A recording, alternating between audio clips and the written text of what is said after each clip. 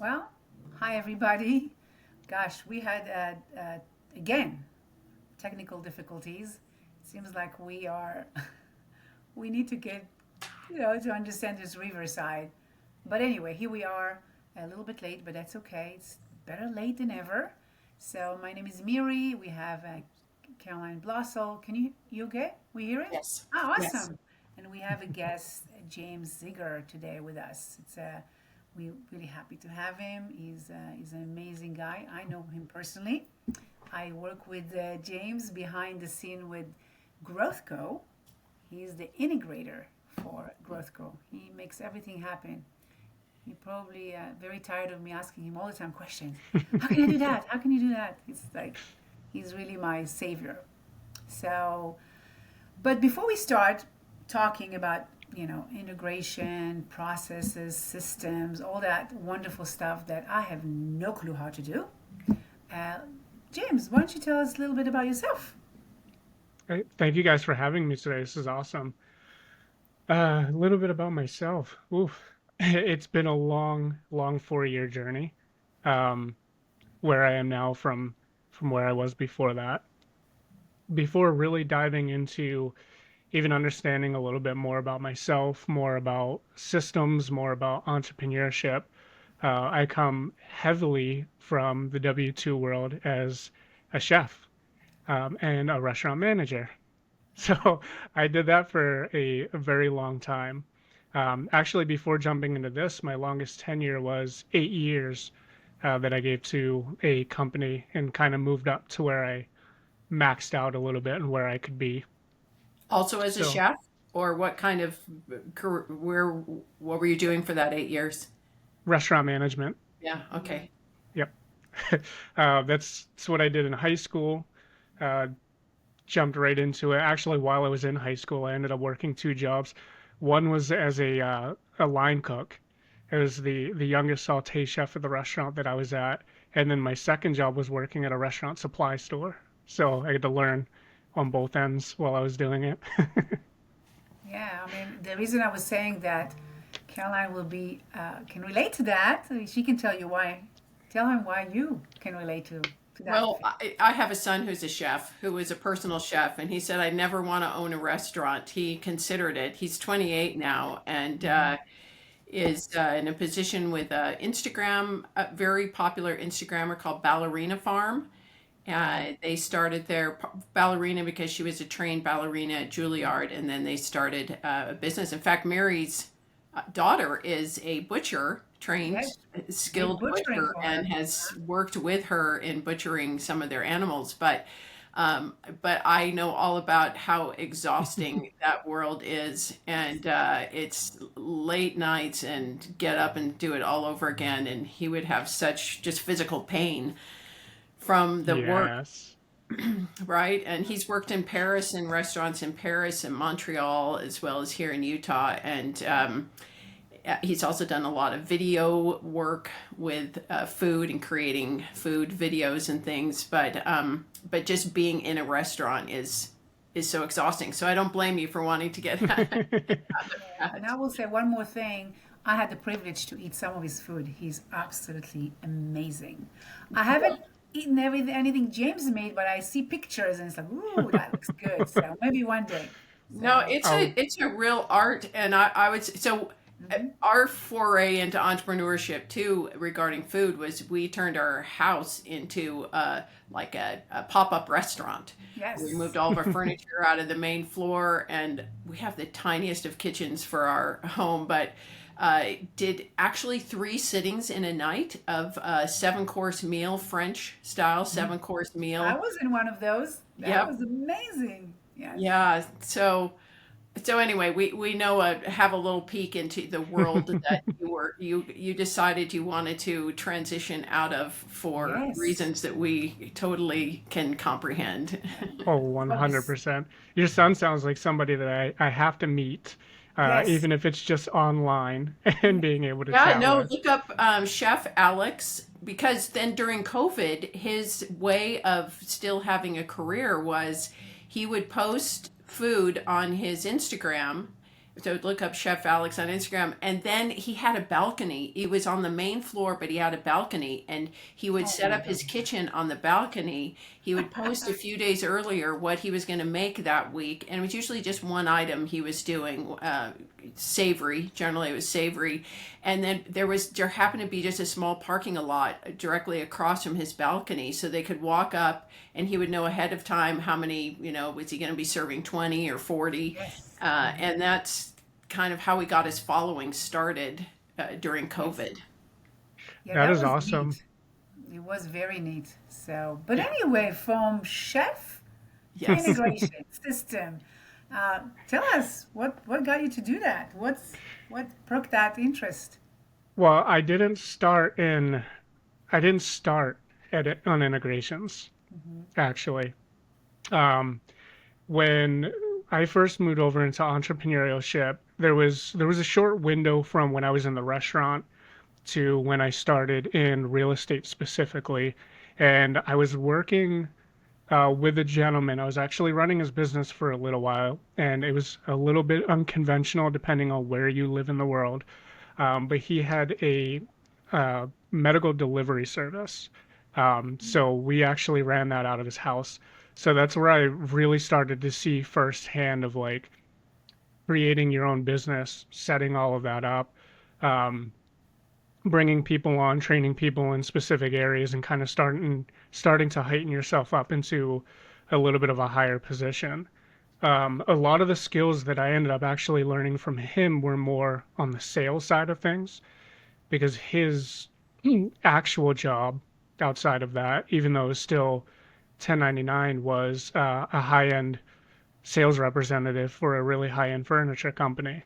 So it was really cool to learn the similarities. Like, even in that industry, in that business, you wouldn't know that like they read a lot of very competitive books like the Art of War, Sun Yes. Tzu.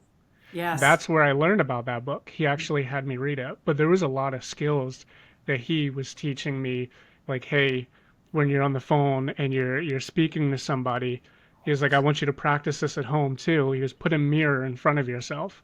So when I was sitting in the kitchen and I started taking calls for the business, he walked over and he put a little mirror in front of me. And he was like, smile while you're on the phone because you'll notice Yeah. you can't have low tone Hmm. if you're looking at yourself with a big smile on your face. Exactly. Hmm. So I owe a lot of the skills that I have with speaking with people and connecting with people now. I owe a lot of that foundational work and learning and understanding to that gentleman. So when I did cross over into real estate, that's where my mind immediately went. It's like, hey, I need to be a closer. I need to be a part of the sales process Hmm. because that's where everybody wants to be. That's where you're told the money's at. So I spent a good portion of time failing and failing and failing and failing. So I started to learn about a year and a half into it that you can't really put yourself out there something that you're necessarily not. So that being said, I was telling everybody, "Oh, I'm a closer," and that just wasn't true. A lot of hard pills to swallow with Hmm. learning a lot of those lessons. But when I jumped into it, I was part of a large community, and I think that in and of itself was the godsend to be able to have people that were sitting in higher levels to like let me know and tell me like, hey, I've been there, I've made those mistakes as well. Here's what I'm seeing, and here's what you're doing. So bringing that back and finally hearing it from people where it starts to click. Um, I exited real estate for a little while because you hit that low point, which you will in entrepreneurship. You'll have those highs and lows all the time. And I went back to the W-2 life for a little bit. Uh, Only last a couple months. First check was amazing. After the the next couple, I'm like, man, why am I doing this again? Like, and that time was honestly it was a little worse than the restaurant industry. I thought working 80 hours a week was bad. When I went back into the W-2 force, I was shining oil trucks and it wasn't local. So I was gone from Sunday evening till Friday evening. I wasn't even coming home at night. I was in a different area for the entire week. So now I traded even more of my time, less time with my family, Mm-hmm. less money still. I ended up having a conversation with Jesse, and that's actually how I ended up getting introduced to the Growth Co. And that's how I kind of got introduced to falling into that role of being an integrator. Um, there's a lot of skills that I had that I didn't recognize that I had in the space Mm-hmm. because I thought about it before that. I'm like, hey, I can do integration. Like, I've messed around with technology my whole life just as a pastime and having fun.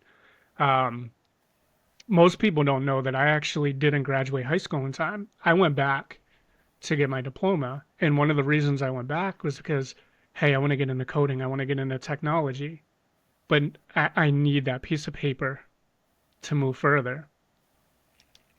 So once I got introduced to entrepreneurship, that was when I just kind of like, nope, not going to deal with technology. I saw other people in the community doing stuff in the integration space. I'm like, wow, they're way better than I am. Like, there's no way I can live up to that. I can't build systems like that. I can't put these things together. So I was down on myself for a while on that. And man, once I had that conversation with Jesse, and he was like, I told him, I was like, I don't understand anything about coaching, any of that. He goes, it's fine. Leave it to me. I've Mm-hmm. already had conversations with people that told me that you have natural skills in dealing with systems, dealing with processes. I was like, yeah, but I'm not as far as long as I'd like to be. I see all these other people. That was where I really started to learn that it wasn't that they were further ahead of me and that they were better than I am. They just had different skill sets than I did in that area. Now, once I realized that, I was able to really start doubling down on everything that I was doing. And same as being a cook, being a chef, coming into the entrepreneurial space and trying to find your voice, it was just as difficult when I did start to realize what my skill sets were. Now I had to figure out where's my voice in the integration side. Mm-hmm. And in the beginning, it was a lot of that systematic stuff. It was really doubling down and focusing on connecting software, figuring out what software works well, how to improve that software. But as I started to learn a little bit more about myself, which is what I really put focus on in the last year, I started to learn like integration is a little bit more than that, especially if you want to start reaching high level. You know, that's why we all got into entrepreneurship at the end of the day, is to hit that high level, pull yourself back.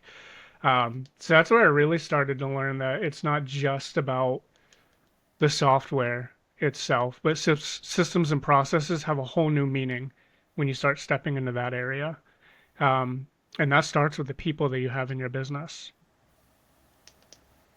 I love what you're saying, James, because there's so many, like you said, failing in the sales process. So many of us, well, in fact, I have a son that's in sales right now, and thanks to some training I got with Grant Cardone, it's something that well, we were talking about with my son. He's dating a girl, they're looking at getting married.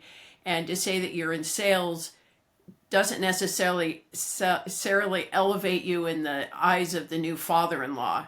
Mm-hmm. Whereas it's Yeah. really a skill set. My husband's very good at sales and just recently realized that's his niche is sales. And he's so good at it. But it hasn't been something that people look at and think, wow, he is so cool because he's good at sales. So, and this failing in the sales process, because almost nearly all of my children, except for my son that's the chef, has tried to do the door sales thing, whether it's pest control, solar, Yeah. I started there. dish, yeah, dish network, whatever it is.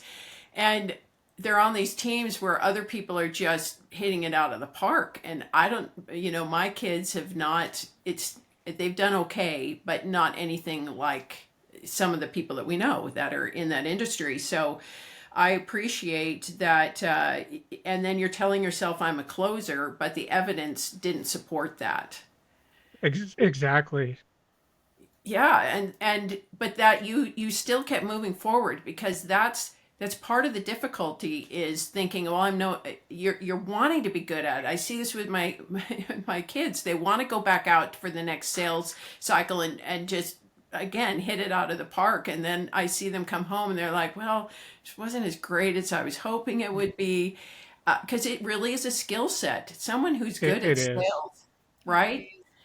And that part where you said they put a mirror in front of you, he had you watch yourself and what's your facial expression when you're having these conversations. And then I also want you to talk about just being part of a large community. Because I would say that no one can, there are a few people who are successful all on their own, I not don't part think of a anybody community. is, actually. I don't Oh, think anybody 100%. is. I don't think I've ever heard a name of anybody that is where they Successful. are solely because of themselves, It's to be just honest. impossible. Yeah, Um, yeah. but to hit on that point with the skill set, especially when it comes to sales, where and I didn't see it at the time, and it wasn't anything that really stuck out to me to let me know that I was trying to do the wrong thing. And when you look back on it, it is very humbling when you go and you apply to a bunch of sales positions because you tell yourself like, hmm, that's me through and through. I'm great with people. I'm great with conversation. And then you nail an interview. And then you get out there and actually start knocking on doors, and 2 weeks goes by and you made no money. There's nothing more humbling than that. I tell you that. Yes. Yeah, no, exactly, and also when your livelihood and your family depends on it, and Yeah. having to call, and of course everyone's like, so how's it going? How are you doing? What's your sales numbers so far? And it's just those aren't the conversations you want to be having if, Yeah. and It also, it changes when it goes from, "Hey, how was the interview? Did you get the job?" "Oh yeah, they loved me. It was awesome. We got along. I got the job." And then 2 weeks later, it's like, "Hey, I thought the interview was great. I thought they loved you. Where's the checks?" yes, exactly. Yeah, but I also loved how you said there were a lot of skills I realized I had. So I think we all Yeah. have that where we're comparing ourselves. Okay, now we found this group of people, and then we start comparing our background, our successes to what we're seeing in this community. And Yes. so, and then I love where you recognize I don't have to be that guy that's really great at this thing. Tell us a little bit more of how you transition from, oh man, I'm in this community, but I don't measure up to them, to actually I do belong here and I have something to contribute. Yeah. It I look When I look back on it and I reflect, it was actually very interesting, because it wasn't until after the fact that I actually hit that realization, if I'm being honest. Um, Getting into a community like that, and when I first got into the community, it was a lot smaller than it is right now, a lot smaller. But when you transition over into this world becomes your big world. So, for example, like when I'm still in the W-2 mindset, I'm still everybody that I know, everybody that I speak to, that's it. You put the work in, you get a paycheck at the end of the day, you take care of your family. None of those people are trying to start businesses, trying to be entrepreneurs, really trying to be successful. So when you get into a community and you're seeing that and that's fresh, and all these people are trying to, and you had no idea that this whole world was over there, you throw yourself into it, that becomes your entire world. Like you leave behind all of those people, all those naysayers. So now everyone that you speak to, everything that you know is doing what you're working on. So once that happens, like you don't even know who to idolize yet at this point because it's still so new. Um, and why I had such an issue with social media for the longest, I'm just now getting around to utilizing it. I should have been utilizing it years ago. It's such a stipulation. My wife and I used to argue quite a bit because she'd be like, "Oh, I'm seeing people post checks all over the place in the community." I'm like, "That's great, but nobody knows what they're doing on the back end and what any of that looks like. We're just seeing those quick wins." So that starts to become the mind frame, and that's where a lot of us start to see like, I'm not as good as them. I don't think I can be as good as them because they're posting checks and I have nothing to show for what I did. So once I started to like kind of tailor back from really paying attention to everybody and started being a little bit more intentional with who I was actually speaking to and who I was paying attention to, that's where things started to change a little bit. My conversation started to change. My thoughts about myself started to change. My thoughts about community started to change. And my thoughts about entrepreneurship started to change. Yeah, it So seems like it's the focus changes. 100%. And I didn't realize it at that time because I still went into it with, you're still thinking in the back of your head, like, I'm seeing all of these people do all of the big things and doing what I wish that I could be doing. And I just feel like I'm not there yet. I don't know. By the time I get there, they're going to be on the next level. Like there's no catch up. Yeah, But like they say, the train's left the station, and you're like yeah, boots Sitting on with the an arm, platform. and you're flying in the breezes trying to make your way onto the platform so you can get in on the train. And oh it just, no, absolutely.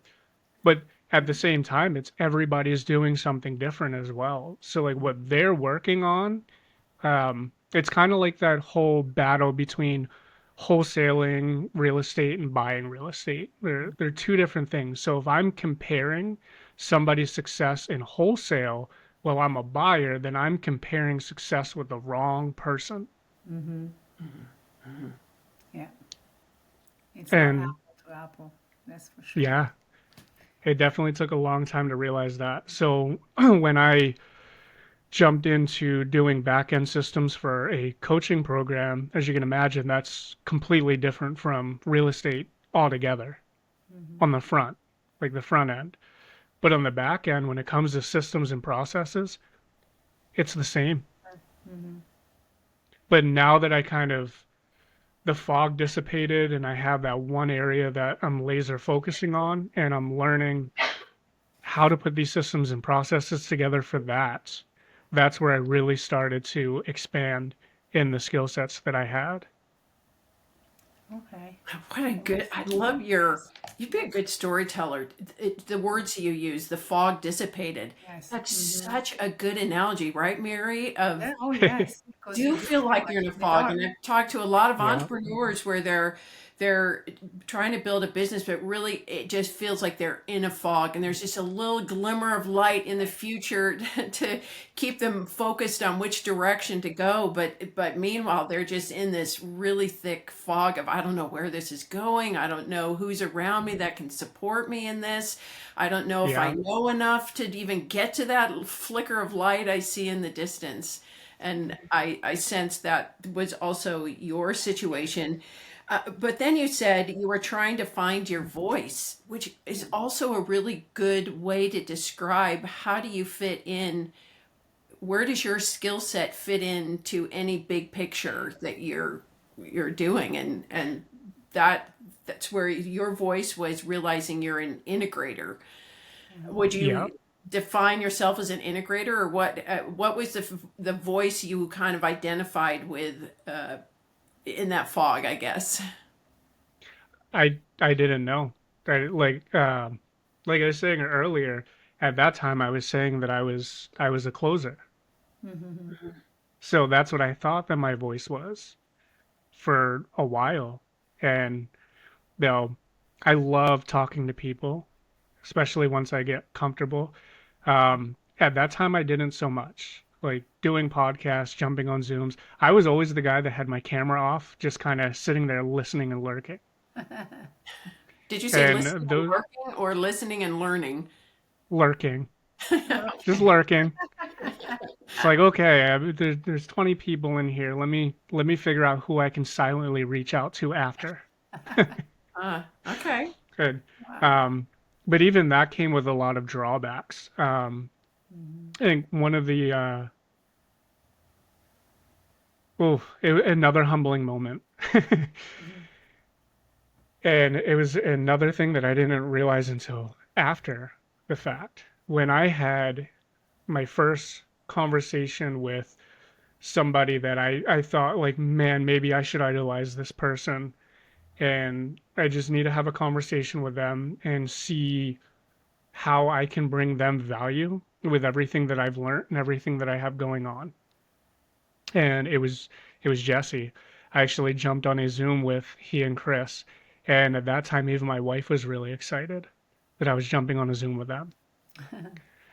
So we had, I think it was about 20-minute conversation, and I was going into all of these things that I'm doing, all of the stuff that I'm working on. I'm I'm wholesaling as an individual, but at the same time I'm trying to put another wholesale team together after two had already failed. I'm trying to team up with people to build a system similar to, I think at the time I was using REI Reply. So something that was a little bit better than REI Reply. And at the same time, trying to figure out where I can fit in that space as well. But I'm also playing a connector. So I'm speaking to people that have deals and people that want deals and trying to piece the two together. So I was doing all of this stuff. And they had told me that I was doing too much. Mm-hmm. And I still ended the Zoom with, "Hey guys, let me know if there's any help that you need, anything that I can do to help you guys get a deal done." Why? Because I wanted to make a check. So I'm like, "Hey, I told you everything that I can do. All Mm-hmm. these little things that I've been trying to work on. Let me know how I can serve you." Now, I got off the Zoom and my wife asked me like how to go. I was like, "Oh, it was awkward. It was very awkward. I don't think they're gonna talk to me again. I don't think they're gonna let me know what I can do to help." Mm-hmm. what I what I come to the realization is I had no clarity on exactly how I could help them. The one thing that I really could come in and master, and therefore keep continuously reverting back to like, "Hey guys, let me know how I can help." Continuously asking that question. I didn't realize that I was putting all of my problems in their hands. Mm. Interesting.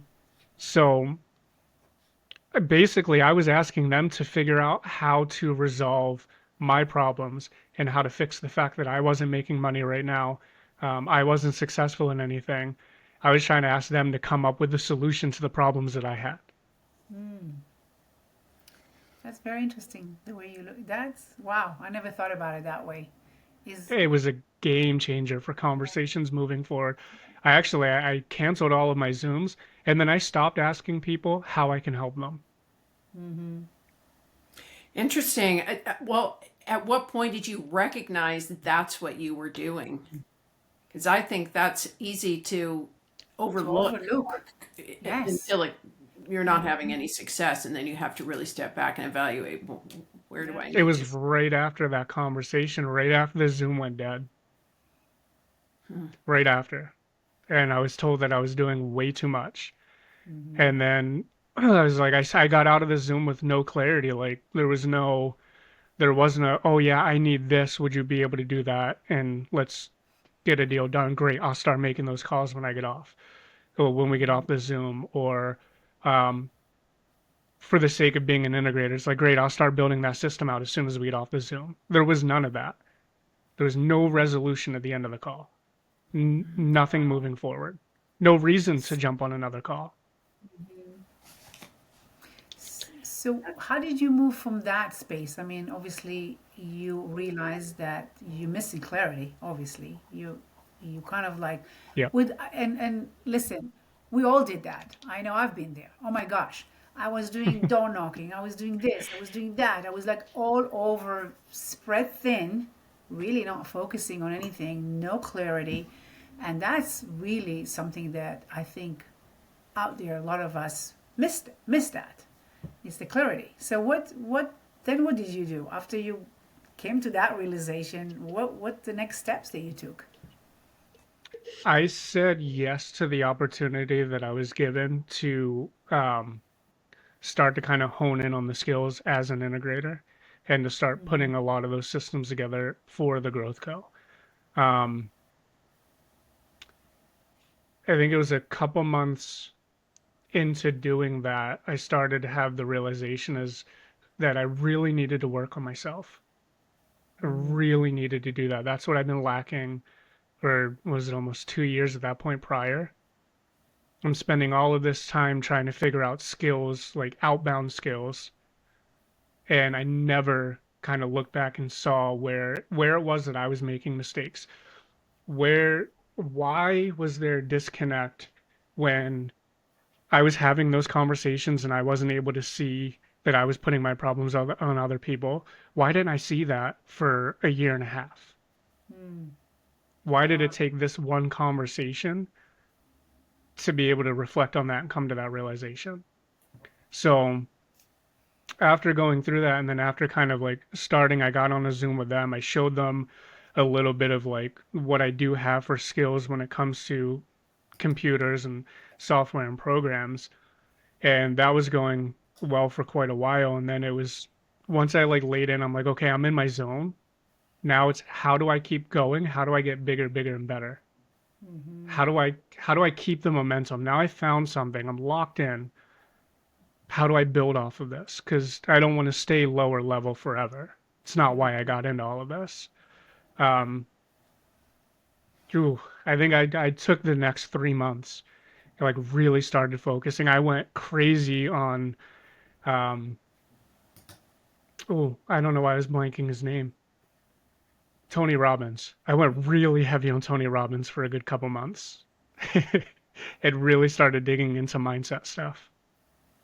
Yes, I agree with this. There's a lot of mindset shift that a lot of us I know had to do. We that's the only way you grow. I mean, I've heard somebody says if you can change your thoughts, you can change your life. That's where I feel like people are really stuck. It's that they think the same and they don't understand why things don't change. It's like that's Oh, absolutely. definition of insanity. And I've been there. I'm much more focused these days than I ever been. It's amazing. What's your thoughts, Caroline? Can you? Well, I was just going to say what I tell people, and I was just talking to someone just the other day, that if we were supposed to learn things and recognize things earlier, it just would have happened. I don't necessarily have regrets. Just Mary and I met in a real estate community, and it was part of my journey of being more financially educated. Absolutely. Because I just woke up one day and I thought, oh my goodness, I have these 8 children. What have I really taught them about money and how to prepare for the future and where to put their money? Because I knew that I wasn't where I thought I would be at that stage of life financially, and that it came back to me. It came back to me and my own personal, had I really spent time learning. And it was through one of our partners we work with now, Chris Crone, who said, you are where you are because that's what you know. Exactly. And if you want to have a different outcome or your life to look differently, there are things you have got to know to know how to change, because we Well, just live life according to how our parents taught us to live life or the people around us are living life. Like, I think it was a great analogy because I had a client tell me the same thing where the group of people that you're around, the people that you worked with, which were W-2 people, they thought a certain way, and that wasn't the group of people that you wanted to continue thinking like. And that, 100%. yeah, and it required you to step out of that To change your and environment. yeah, and change. And so that's even a process of, okay, so you changed your group and then you changed your, what am I good at? Or what do I, not only what am I good at, but also your conversations with people. It was no longer how can I serve you?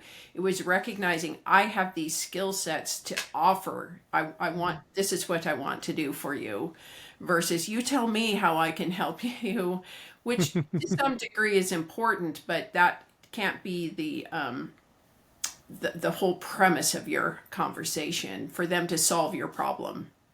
Oh no, 100%. Yeah, And so I the love that. progression of your own development. And okay, so Yeah. now I see it's time for me to work on me so that I can even show up in a way that is different than how I've been showing up in the Oh, past. absolutely. And it changes a lot. Like reading, I mean, oof, English was never a good subject for me because of the reading. I dislike reading books. I've read more in the last year than I have. I'm 32 years old. I've read more in the last year than I have the first 31 years of my life Yeah. combined. I can relate. And I'm not 32. when your mindset starts to change, even looking at what you're pulling from those books are different. And I love what you said um, not too long ago about you are where you are because of what you know. One of my partners in the real estate business, Jim, actually recommended two books for us to read.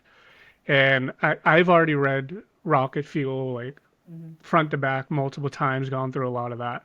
So he was telling me about the book Traction. And I'm in the process of reading that right now. And you saying that just reminded me of a quote that I took from that book today that I heard a little while ago. And it's the mind is like a parachute. It only works if it's open. Oh, wow. That's a good Ooh, one. that is a really I good. like it. That Ooh, is. a mind is Yeah, like a because I had my sister say to me, because quite a few of our kids have chosen entrepreneurship, and that was the other reason that I thought, oh my goodness, I had that W-2 mindset. My whole family did that education was everything and as much higher education as possible, and you've got your path set for you. And then when my kid said, that's not my path, I just went into panic mode and thought, oh my goodness, they're going to be managers at McDonald's because it was either right because I didn't have a vision for what else was possible and alternative methods of making a pathway for yourself. And Mm-hmm. so I just, yeah, at 32, it's fun that you that this is a path more people are choosing, the one that you've Yes. described, Mm-hmm. even though it's so difficult and out of the norm. I was just going to say, what was your partner, your wife, because you have to have some buy-in along the way of leaving that consistent income of the paycheck, even if it isn't meeting your family's obligations. There's something secure about having a paycheck on a regular basis. It well for that and why I jumped into it, honestly, it boiled down to one simple phrase. And there might be a lot of women that are going to laugh at this. Happy wife is a happy life. Oh, yeah. That's exactly what I tell everybody. She was the one that pushed me into doing it. She's like, it doesn't matter. You just need to do it. So I was so like deep rooted in that W-2 mindset in that like you go to school, you get your education, you get yourself into a business, you work your way up the corporate ladder, and that's how you take care of your family. I was still in that mind frame when she said, "Hey, we're going to go into business." And I was like, "Hey, no, we're not." I don't know anything about it. So that's literally what it was. It was at that time it was happy wife, happy life. Yeah. That one phrase changed it all. Yeah. But I'm glad. And even for parents out there, and like you were just saying, it's more and more people are jumping onto this side of things. And it's interesting because the whole reason I went back to actually get my diploma, what wasn't for me, it was for my son to show him like, hey, this is what you have to do. Here's the due process. If you want to get anywhere in life, Mm-hmm. stick this out. Now, 4 years later, my line of thinking on that's totally different as well. Mm-hmm. And as parents, we all know like nobody hands you a book and say, here's the true tribe way to do it. It's how you raise your kids. I'm fortunate and lucky enough for everybody that I meet, you, Carolyn, even though we only met today, I'm sure I'm going to see a lot more now that we're friends on Facebook. Miri, you as well.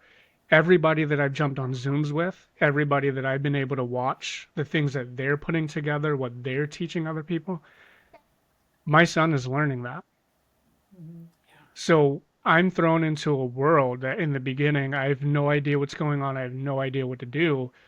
A byproduct of that is he's been learning as well. He gets to see, I've had people that have put on underwriting Zooms and he sat down and watched it. He's learning things that I can't teach him through the communities that I'm putting myself in. That's awesome. Now he's having issues in school, and it's not that he's not smart. It's not wanting to conform to I what love it. society Happy to was hear that. last year. Awesome. And now I look at it differently. Before, like, I'm pretty sure if this was still 5 years ago, I'd be telling him, like, you need to do better. You're doing, 6 more hours of homework every single day. Now I look at it, I'm like, wow, he's not messing up in school because he's not smart. Right. He's extremely smart. He's bored. Yes. Yes. And 100%. I know what he can do with his life. And I have I'm not the richest man, but I consider myself the wealthiest man Absolutely. because of my family, because of you guys, because of everybody I get to speak to. Because I know that no matter what, if there's something that I can't teach my son, I know that there are a lot of people that I could reach out to that can teach him. So whatever he wants to do in life, same as building your business, same as building your team, I have the resources to provide for him to lead a better life. Yeah. Oh, That's it, awesome. it is awesome. I was thinking about my oldest son. We also work together in the financial business that Mary and I are in, but he also does have the W-2 as well. He's a nuclear engineer, but his son is really struggling with Oh, math, wow. and my son is like, I don't really care that he doesn't get that. He's doing well in the other subjects. We just need to get him to pass these things, and that I'm grateful that he has that attitude. And Mm-hmm. he said, I don't. We're going to just skip school one day and we're going to go snowboarding. Not that that Yeah. helps the teacher in the classroom, but he would much rather spend a day with his boys out on the slopes, enjoying the snow and the outdoors, than worrying about the math that his son is missing in school and making him, Absolutely. you know. He's really actually not missing anything, and we know that. I actually talked about it, and that's whole different things with kids. Uh, when I started homeschooling, somebody told me, Mira, you can take your kids out of the whole year, even teach them nothing, they will still be ahead. So no worries there. Yeah. So No, but so it just awesome. is true. I've said the same with my kids here in Utah. There's just a lot of entrepreneurs that have been extremely, extraordinarily successful. And my chef son, he said, I would much rather be just setting up and calling them on the phone and setting up an appointment to go visit with them about how they built their business than sitting necessarily in an entrepreneurship class at the local college and waiting for them to come to me. And Yeah. meanwhile, I can talk with them, I can be Hmm. building my business and be doing the things I really want to do and have no tests along the way. Well, and most of the That classes right we've there. been taught in academia, the people that teach entrepreneurship, they're not necessarily entrepreneur. They're Aren't not. really building Yeah. Most business. of them are not business people. It's all theory, So, which is beyond yeah, me. that right there is So, a very important lesson with what you just said, Carolyn, as well. With the would rather set up an appointment and go talk to them about how they built their business rather than sitting in a lecture. Hmm. One of the biggest things, and I've heard plenty of people say this as they've been in entrepreneurship for a lengthy period of time, when you're still in that W-2 mindset or you're still new to entrepreneurship, you still have that mindset that those big people that are out there, um, think of the really high level gurus. Think of Maxwell. Think of Dan Martell. Think of Tony Robbins. Think of Grant Cardone. Most people with the old frame of mind is, oh, they're wealthy, they're greedy, they're stingy, this and that, and like they just want to be on top. They want the rest of us to serve them. Once you realize, like, start to nail down and hone in on those skills and how you're carrying conversations, how you're presenting yourself, all you have to do is ask. Yeah. They're there to teach you. They will teach you. It may be on their terms, how they're teaching you, Mhm. but nonetheless, all you have to do is put yourself out there, tell people what you're doing, and ask. Ask the right questions. Yeah. Well, and the other beautiful part of it is that they're still out there because they were where you once were, Yeah, absolutely. and they Yep. are where they are now because there's there's things they've learned along the way, and they're saying there's no reason why we all can't be equally successful. It's just a matter of we don't have the systems. We're not with the people that are teaching us the things that will get us to the next level of building our business. And so, and I'm just noticing the time that we kind of Yes, need to yes, wrap up, but we absolutely. haven't even really talked about. Okay, so Ex- maybe we can go from we where we were will. to now. This is where you are as an integrator and with systems and helping people to get their systems in place and things. So we were in that conversation of I realized that where my strengths were, and and how long ago, because you were kind of saying this 4 year span of time. So where are we in that 4 years when that aha moment, self-development was the next step for you? um, that was a year ago, so that was three Okay. years into trying to figure it all out. That's where the aha moment kind of hit. It's like double down on working on myself. Um, 6 months into that, once I really started to develop like who I actually am, what my skills actually are, that that aided in changing those conversations that I was having with people and what I was doing even within my own business. I had ended up coming back to real estate because mind you, there was a good chunk of time that I wasn't doing anything real estate related. Mhm. Um, so I want to say it was about 4 or 5 months ago. I was like, I'm going to get back into real estate. This is where I started. This is what I wanted inevitably to do as my foundation for where I'm going in life. And then I was able to start talking to the right people. But even then, I was still learning, still kind of trying, or not trying to, but still kind of growing who I was. And I still had some of that mentality is like, I can handle all of this in the business. So let me just interview and bring somebody in to take care of what's right under that next level. But that's when I really started to realize is I need to get out of the level that I'm on if I want to progress because I'm still in a lower level position in my business. Um, so that's where I started having more conversations with like-minded individuals who are they want to grow.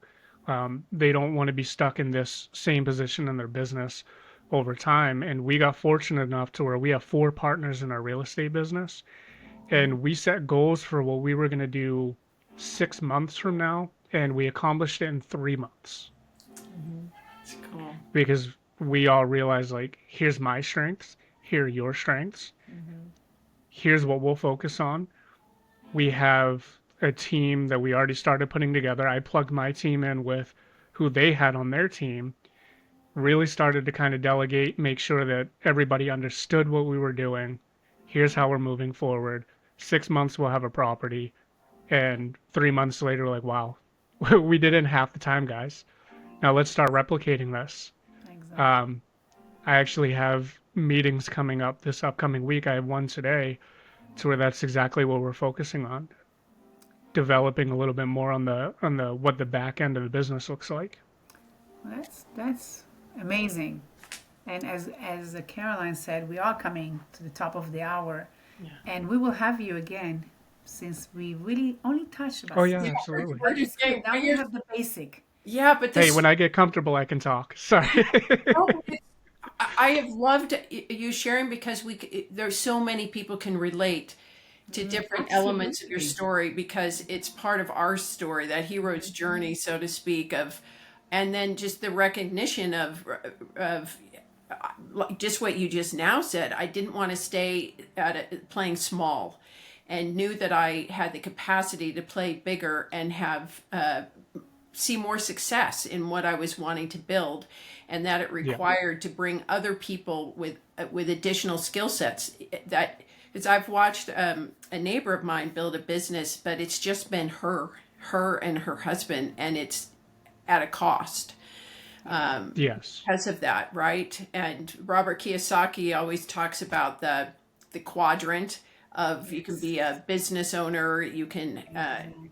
that you can own a business, but you can never leave the business. You can never go on vacation because everything relies on you versus Mm-hmm. having systems in place where other people can do things. Things can keep going. You could go do something with your family for a couple of days and not feel like the whole thing was going to come to a screeching halt or fold.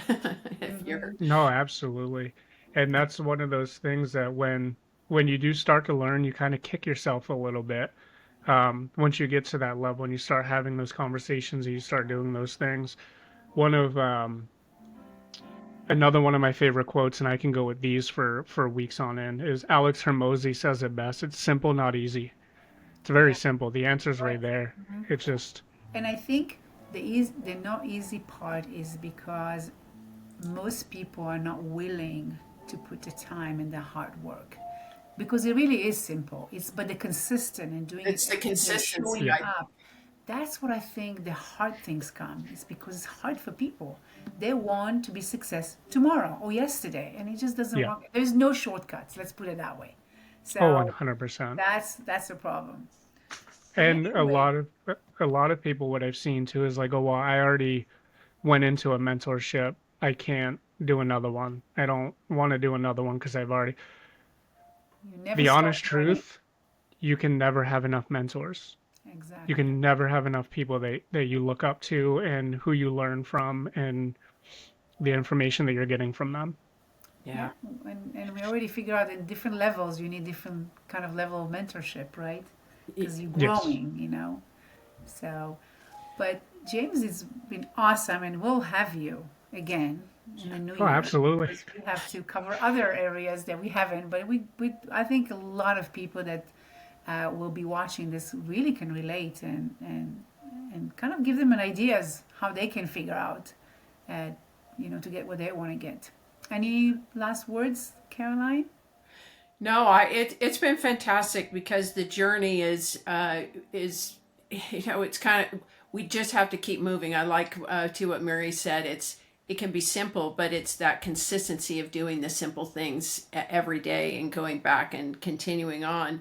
I want you to tell people where they can find you and Yes. connect with you. Oh, absolutely. I try to keep it simple. So YouTube is going up. I've got Instagram. It's at the James Ziegler. I try to keep it simple and keep it all across the board. Yeah. Um, I'm also on Facebook as well. So you pronounce your last name Zieger and not Yes, Zieger. Okay. Okay. Great. Looks like a good German name. Uh, Awesome. it is. It's very German. yeah.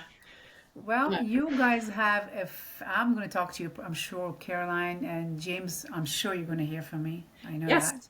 So have a Yes. Yep. fabulous holiday in the meantime. It's a wonderful Oh, season of the year. And yes. absolutely. Happy All right. holidays to everybody. Yes, happy holidays to you, and thank you for your time today. It's been wonderful.